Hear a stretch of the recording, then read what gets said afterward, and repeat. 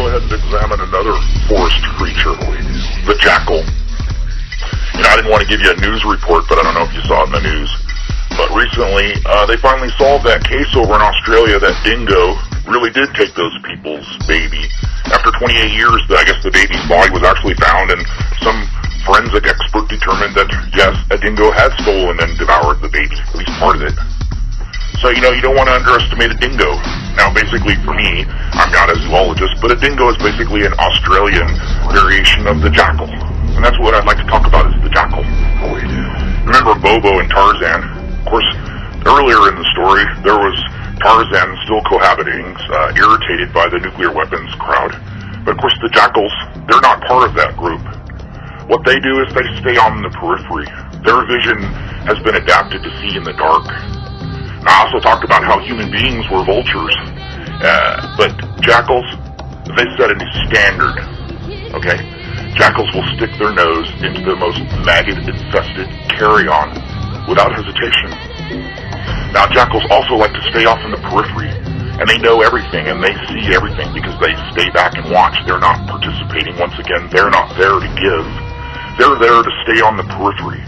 The ideologic garbage disposals that'll take the last, most putrid, disgusting things that are left over and process them into neat, tidy packages as they ship them out later for everyone to see about how right they are. What they do is they just stay on the periphery. If there's a campfire, they're just out of sight, waiting. Now, I've already posted some videos about Bobo, and like I told you, chimps like to chew off what sticks out, and I've gotten some comments where people are chewing off my exposed appendages. They don't offer any solutions. No, that would be too difficult. Jackals aren't accustomed to being questioned. Remember, they're on the periphery. They're aloof. What they do is they stay back in the darkness. They just wait to lunge out there so they can grab what's left over from the people that are actually talking about things. Now, these jackals are privy to all the secrets. They see the chimps when they excuse themselves politely to go back and urinate in the bushes. They see all of the abortions. They see the chimps with their porn on the internet. They see what's going on. But of course, they're in the periphery. They're in the background. They don't have to take chances. They don't have to integrate themselves with that. Now, you know, this jackal behavior, it's probably not the kind of person that you want to go fishing with. It's probably not the kind of person that, you know, you want to have babysit your kids. Probably not the scout leader. You wouldn't want him being your little Cub Scouts role model.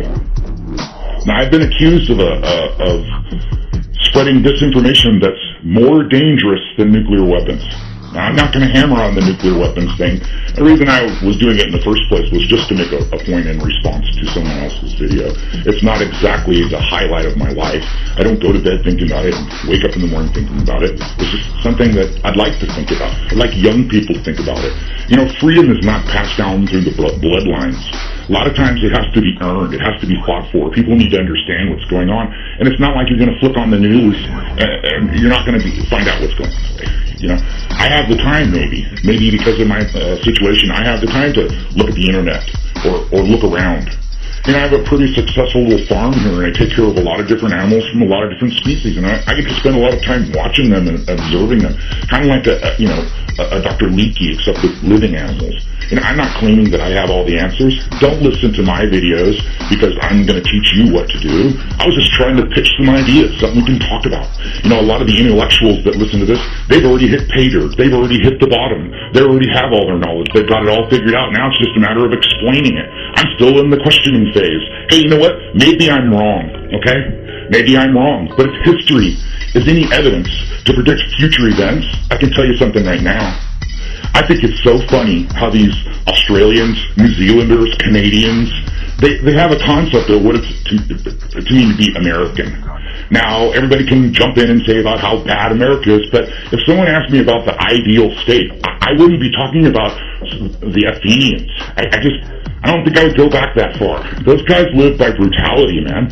No, I think I would probably go back to the American 1950s, back when the chrome was thick and the girls were straight, you know, back when there was production and factories and hope. Now, everybody thinks the 50s was just happy days with Richard Cunningham. You had to have a job. That was a little bit tough. But at least, you know, it had some semblance of hope. Now, of course, I don't have any hope.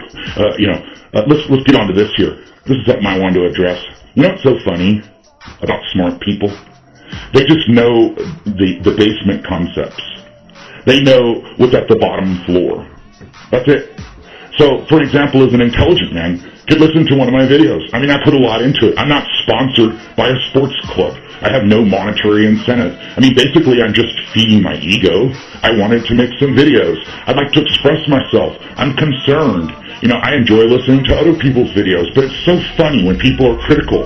They can listen to an entire video, someone that's taken their time to record it, and download it, and edit it, and re-download it, and then download it in a new format so that you can put it on the local gossip column, so that they could get a chance to see what somebody else might be thinking. Now, I'm sorry if I'm not goose-stepping to what you're doing. Maybe what you could do is write a script for me, and then I could say the things that are pleasant and palatable. I could say things that are logic. I could say things that jive with your conscience.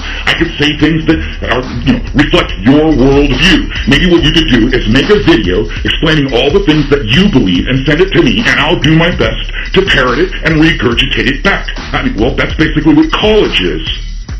Now, you want to attack me? You say that I have a thing against nature. I try to play both sides of the fence. I'm more of the middle road, kind of a Confucius kind of guy. I don't believe in the caste system. I think the caste system is a veiled Marxism, by the way. And I think that, let me give you an example, okay? I don't know what to think about a guy who's an ex-Jehovah's Witness. You talk to the guy, he's a normal guy, knock, knock, people open the door, what's going on? Oh, it's two guys wearing suits and ties, sort of square looking, what's going on? Hi, have you learned about Jesus? Would you like a tower? Oh, sorry, what? It's a tower. It's a little propaganda magazine that we distribute freely to spread the word about the love of Jesus Christ for a bunch of people that get to go to heaven besides the people that stay behind. It's complicated. I'll be glad to step in and explain it. Oh, well, actually, I'm not feeling very good. Oh, that's okay, sir. I had a sandwich earlier. I'm not feeling very good either. Do you mind if I step inside? He's opening the door. Oh, well, is your wife at home? Oh, yes. Oh, good. The quickest and easiest place that I can go over the gospel with you is at the kitchen table. Hi, ma'am. Come on in here. Let's sit down. Oh, great. Okay, if you don't mind, if you could hold your questions till the very end. I've answered most questions that I'm asked with my presentation. So if you have any questions, maybe you can just write them down at the end. Okay, let's get started. Okay, God created the world. See, I wasn't really sure, and people didn't really understand, and then I came across this book, and then it explained it. See, and he created the earth, and it was really wonderful. And then he made these two people, and well, they sinned against God. They were kind of in a FEMA garden, sort of a compound where they lived, and they weren't real happy, and they couldn't smoke cigarettes, and they had to run around naked. And finally, the God of light let them out. Pardon? What? Yeah, the God of light. He's the angel of light. He's the angel of music. It's great. There's rock and roll music playing, and he's around. But anyway, he came in the form of a snake. And then this snake told them about eating an apple, and then they ate the apple, and then all of a sudden they had reason. So what the God of illumination did is he released them from the garden. Isn't he a nice guy, the devil? Oh, yeah. Yeah, that makes sense. That's something that I'm going to jump onto.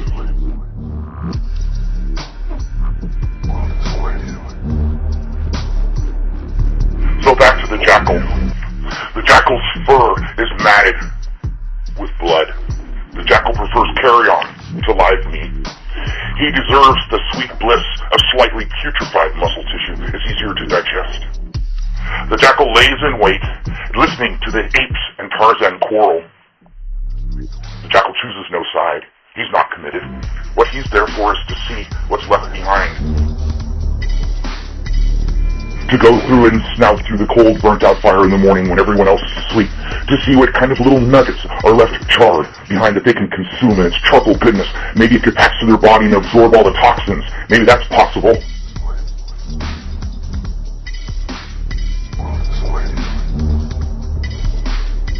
I'm not an advice guru. This isn't a motivational show. You're not calling for guidance. I'm not a role model. I'm not giving you examples that you can live your life. You want to go teach your kids that a tree has really deep roots? Okay, let me explain something. Oh, a tree is high and with really deep roots. See, that's a parable on life, son. Okay, well, I can tell you right now, we had a snowstorm. We had like an 80-foot tree, just fell right over. The roots are just a big ball, probably about 4 feet deep. It left a hole, I'm going to dig it out into a well. Yeah, so much for the root theory. Let me extrapolate that out, okay, for you. All right, well, let's see. No, don't want to mention nuclear weapons, okay? To a generation that really has no concept of, when you were in school, you were ducking and covering from atomic bombs. But, of course, the new generation, all they know is, Call of Duty. So you don't want to mention that. You'd be a bellwether of bad news, and if it's bad, we reject it. Okay, let's just keep going here. So it's Thoreausian. So we have to evoke Thoreau. You know, one of the signs of intelligence is being able to dumb down what you say. You know, just dumb it down to a retard's level. So a retard like me, you know, I got it all wrong. Like I said, you want to send me a script in, I can go ahead and try to say something that appeals to you.